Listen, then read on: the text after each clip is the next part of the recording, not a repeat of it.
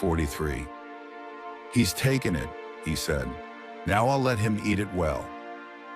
He let the line slip through his fingers while he reached down with his left hand and made fast the free end of the 2 reserve coils to the loop of the 2 reserve coils of the next line. Now he was ready. He had 3 40-fathom coils of line in reserve now, as well as the coil he was using. "Eat it a little more," he said. "Eat it well. Eat it so that the point of the hook goes into your heart and kills you," he thought. "Come up easy and let me put the harpoon into you. All right, are you ready? Have you been long enough at table? Now," he said aloud and struck hard with both hands, gained a yard of line and then struck again and again, swinging with each arm alternately on the cord with all the strength of his arms and the pivoted weight of his body. Nothing happened. The fish just moved away slowly, and the old man could not raise him an inch. His line was strong and made for heavy fish, and he held it against his hack until it was so taut that beads of water were jumping from it. Then it began to make a slow, hissing sound in the water, and he still held it, bracing 44 himself against the thwart and leaning back against the pull. The boat began to move slowly off toward the northwest. The fish moved steadily, and they traveled slowly on the calm water. The other baits were still in the water, but there was nothing to be done. "I wish I had the boy," the old man said aloud. "I'm being towed by a fish, and I'm the towing bit. I could make the line fast, but then he could break it. I must hold him all I can and give him line when he must have it. Thank God he is traveling and not going down. What I will do if he decides to go down, I don't know. What I'll do if he sounds and dies, I don't know. But I'll do something. There are plenty of things I can do." He held the line against his back and watched it slant in the water and the skiff moving steadily to the northwest. "This will kill him," the old man thought. "He can't do this forever." But 4 hours later, the fish was still swimming steadily out to sea, towing the skiff, and the old man was still braced solidly with the line across his back. 45. "It was noon when I hooked him," he said, "and I have never seen him." He had pushed his straw hat hard down on his head before he hooked the fish, and it was cutting his forehead. He was thirsty too, and he got down on his knees and, being careful not to jerk on the line, moved as far into the bow as he could get and reached the water bottle with one hand. He opened it and drank a little. Then he rested against the bow. He rested sitting on the unstepped mast and sail and tried not to think, but only to endure. Then he looked behind him and saw that no land was visible. "That makes no difference," he thought. "I can always come in on the glow from Havana. There are 2 more hours before the sun sets, and maybe he will come up before that. If he doesn't, maybe he will come up with the moon. If he does not do that, maybe he will come up with the sunrise. I have no cramps, and I feel strong. It is he that has the hook in his mouth. But what a fish to pull like that. He must have his mouth shut tight on the wire. I wish I could see him.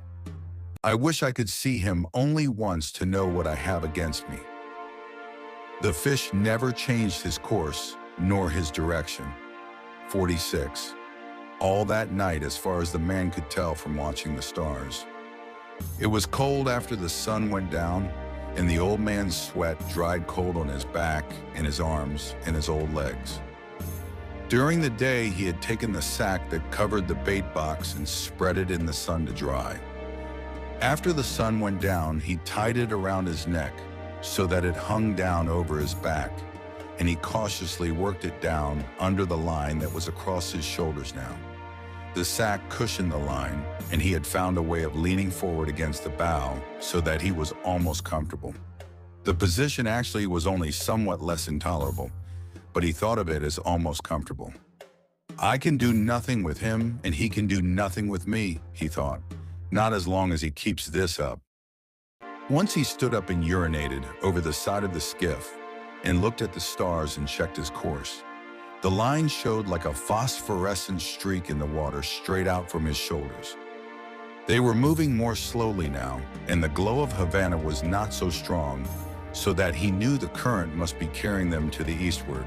If I lose the glare of Havana, we must be going more to the eastward, he thought. For if the fish's course held true, I must see it for many more 47 hours. I wonder how the baseball came out in the Grand Leagues today, he thought. It would be wonderful to do this with a radio. Then he thought, think of it always. Think of what you are doing. You must do nothing stupid. Then he said aloud, I wish I had the boy to help me and to see this. No one should be alone in their old age, he thought. But it is unavoidable. I must remember to eat the tuna before he spoils in order to keep strong. Remember, no matter how little you want to, that you must eat him in the morning. Remember, he said to himself. During the night, 2 porpoises came around the boat, and he could hear them rolling and blowing. He could tell the difference between the blowing noise the male made and the sighing blow of the female. They are good, he said. They play and make jokes and love one another. They are our brothers like the flying fish. Then he began to pity the great fish that he had hooked. He is wonderful and strange, and who knows how old he is, he thought. Never have I had such a strong fish, nor one who acted so strangely. Perhaps he is too wise to jump. He could ruin me by jumping, or 48 by a wild rush. But perhaps he has been hooked many times before, and he knows that this is how he should make his fight. He cannot know that it is only one man against him, nor that it is an old man. But what a great fish he is, and what will he bring in the market if the flesh is good? He took the bait like a male, and he pulls like a male, and his fight has no panic in it. I wonder if he has any plans, or if he is just as desperate as I am. He remembered the time he had hooked one of a pair of marlin. The male fish always let the female fish feed first, and the hooked fish, the female, made a wild, panic-stricken, despairing fight that soon exhausted her. And all the time the male had stayed with her, crossing the line and circling with her on the surface. He had stayed so close that the old man was afraid he would cut the line with his tail, which was sharp as a scythe and almost of that size and shape. When the old man had gaffed her and clubbed her, holding the rapier bill with its sandpaper edge and dubbing her across the top of her head until her color turned to a color almost like the backing of mirrors. And then, with the boy's aid, hoisted her aboard. The male fish had stayed by the side of the boat. Then, while the old man was clearing the lines and preparing the harpoon, 49. The male fish jumped high into the air beside the boat to see where the female was, and then went down deep, his lavender wings that were his pectoral fins spread wide and all his wide lavender stripes showing. He was beautiful, the old man remembered, and he had stayed. That was the saddest thing I ever saw with them, the old man thought. The boy was sad too, and we begged her pardon and butchered her promptly.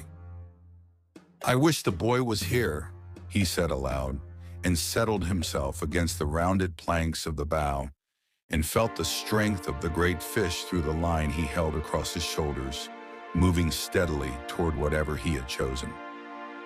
When once, through my treachery, it had been necessary to him to make a choice, the old man thought. His choice had been to stay in the deep dark water, far out beyond all snares and traps and treacheries. My choice was to go there to find him beyond all people in the world. Now we are joined together and have been since noon, and no one to help either one of us. Perhaps I should not have been a fisherman, he thought, but that was the thing that I was born for. I must surely remember to eat the tuna after it gets light. 50. Sometime before daylight, something took one of the baits that were behind him. He heard the stick break, and the line begin to rush out over the gunwale of the skiff. In the darkness, he loosened his sheath knife and taking all the strain of the fish on his left shoulder, he leaned back and cut the line against the wood of the gunwale. Then he cut the other line closest to him, and in the dark made the loose ends of the reserve coils fast. He worked skillfully with the one hand and put his foot on the coils to hold him as he drew his knots tight. Now he had 6 reserve coils of line. There were 2 from each bait he had severed, and the 2 from the bait the fish had taken, and they were all connected. Now, after it is light, he thought, I will work back to the 40-fathom bait and cut it away too and link up the reserve coils. I will have lost 200 fathoms of good Catalan cardle and the hooks and leaders. That can be replaced, but who replaces this fish if I hook some fish and it cuts him off? I don't know what that fish was that took the bait just now. It could have been a marlin or a broadbill or a shark. I never felt him. I had to get rid of him too fast. Aloud he said, I wish I had the boy. 51. But you haven't got the boy, he thought. You have only yourself, and you had better work back to the last line now, in the dark or not in the dark, and cut it away and hook up the 2 reserve coils. So he did it. It was difficult in the dark, and once the fish made a surge that pulled him down on his face and made a cut below his eye. The blood ran down his cheek a little way, but it coagulated and dried before it reached his chin, and he worked his way back to the bow and rested against the wood. He adjusted the sack and carefully worked the line so that it came across a new part of his shoulders, and, holding it anchored with his shoulders, he carefully felt the pull of the fish, and then felt with his hand the progress of the skiff through the water. I wonder what he made that lurch for, he thought. The wire must have slipped on the great hill of his back. Certainly his back cannot feel as badly as mine does. But he cannot pull this skiff forever, no matter how great he is. Now everything is cleared away that might make trouble, and I have a big reserve of line, all that a man can ask. Fish, he said softly aloud, I'll stay with you until I am dead. 52. He'll stay with me too, I suppose, the old man thought, and he waited for it to be light. It was cold now in the time before daylight, and he pushed against the wood to be warm. I can do it as long as he can, he thought, and in the first light the line extended out and down into the water. The boat moved steadily, and when the first edge of the sun rose, it was on the old man's right shoulder. He's headed north, the old man said. The current will have set us far to the eastward, he thought. I wish he would turn with the current. That would show that he was tiring. When the sun had risen further, the old man realized that the fish was not tiring.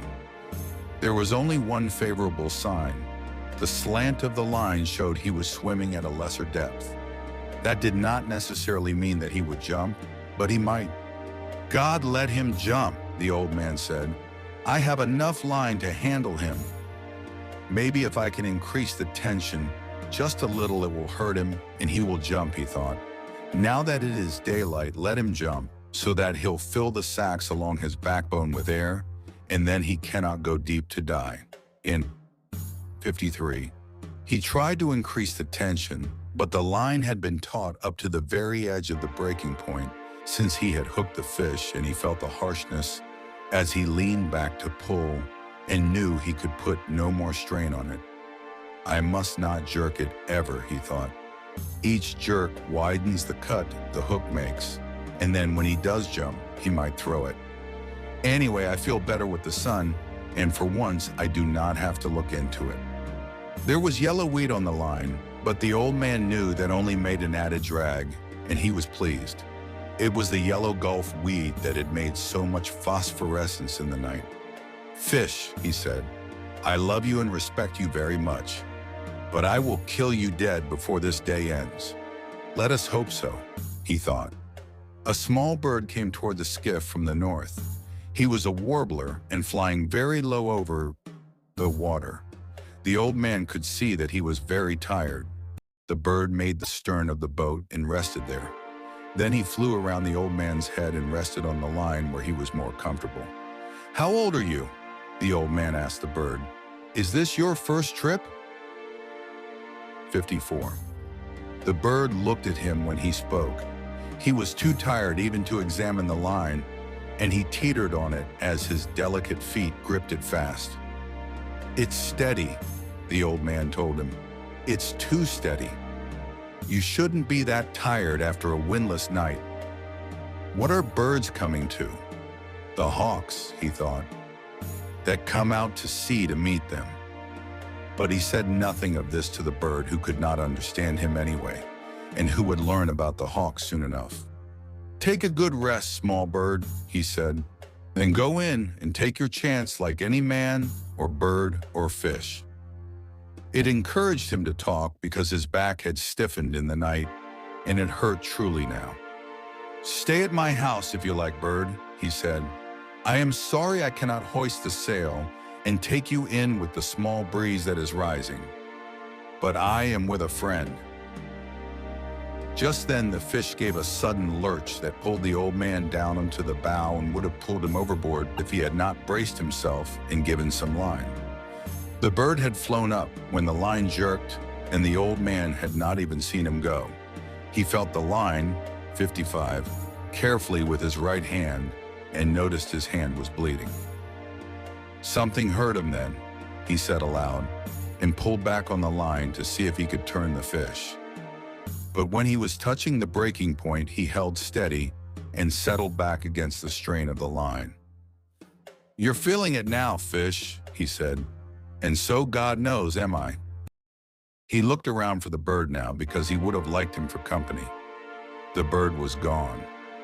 You did not stay long, the man thought, but it is rougher where you are going until you make the shore. How did I let the fish cut me with that one quick pull he made? I must be getting very stupid. Or perhaps I was looking at the small bird and thinking of him.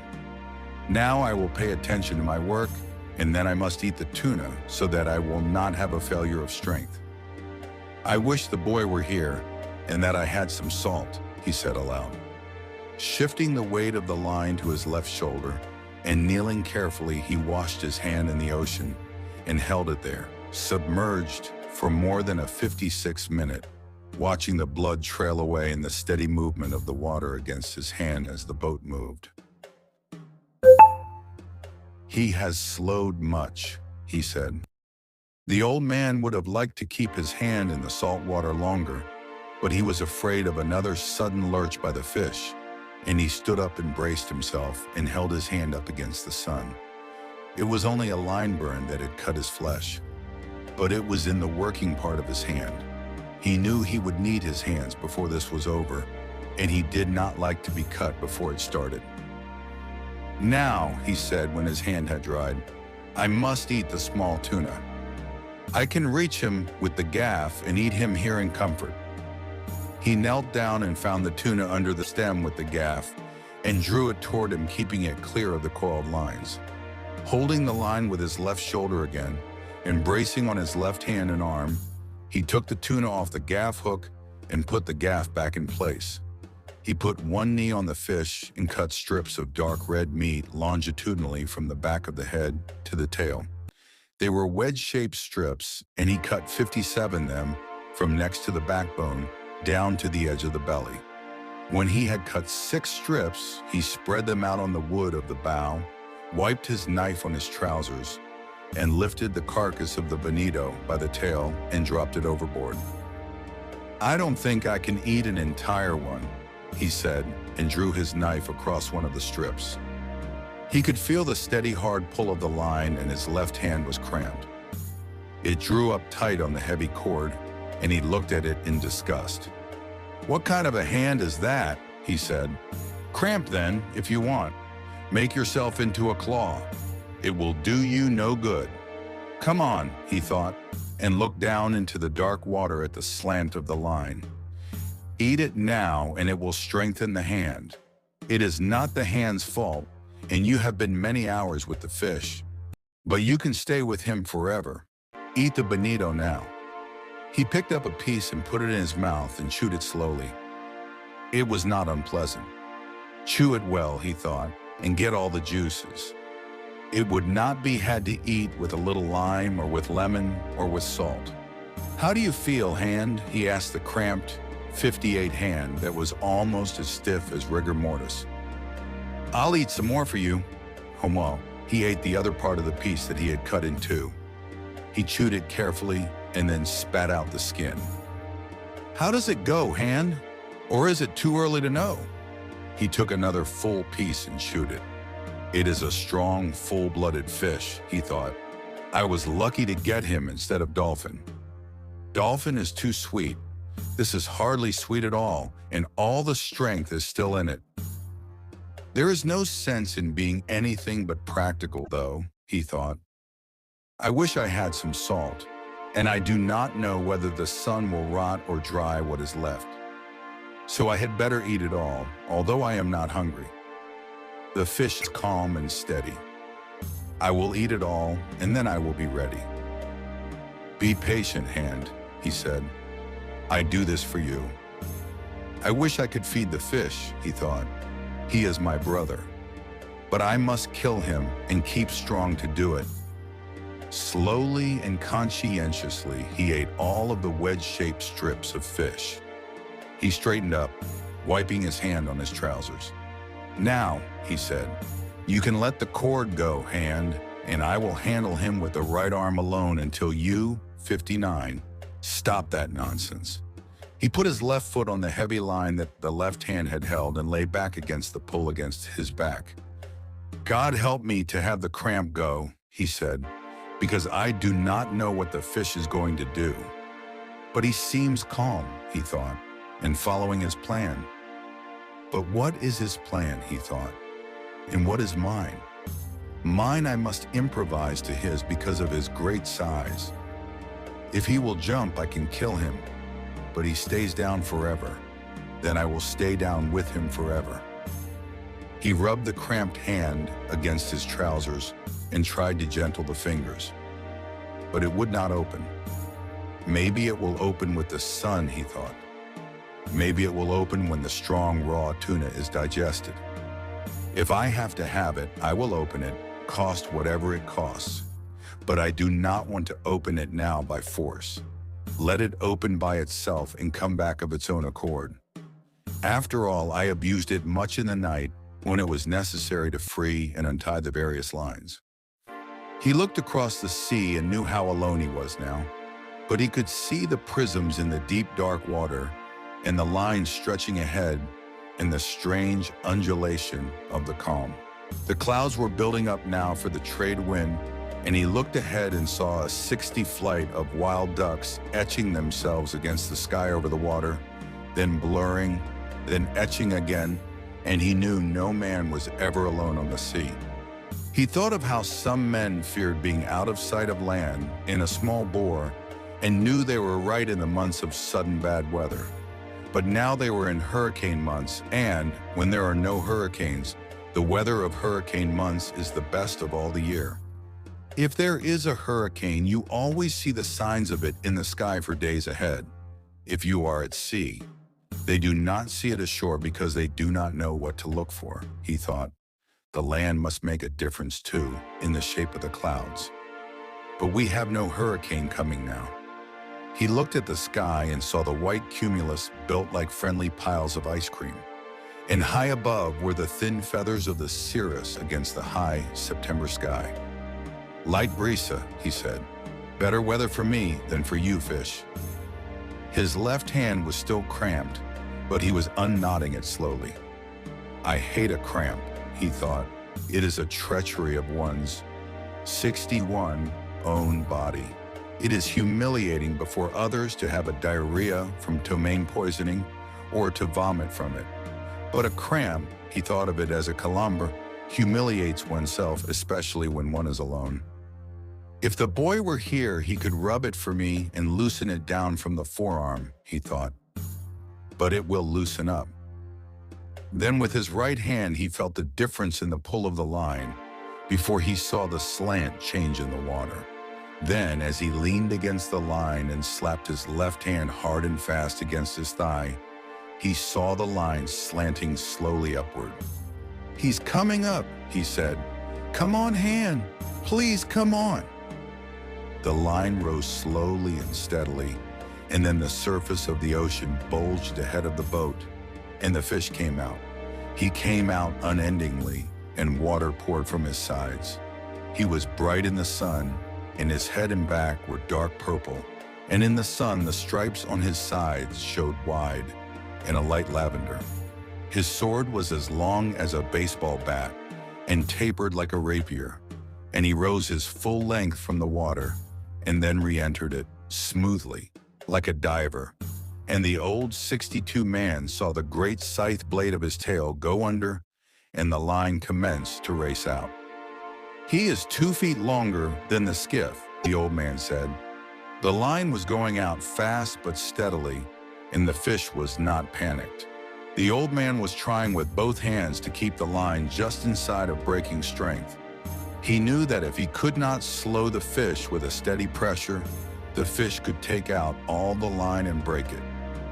"He is a great fish, and I must convince him," he thought. "I must never let him learn his strength, nor what he could do if he made his run.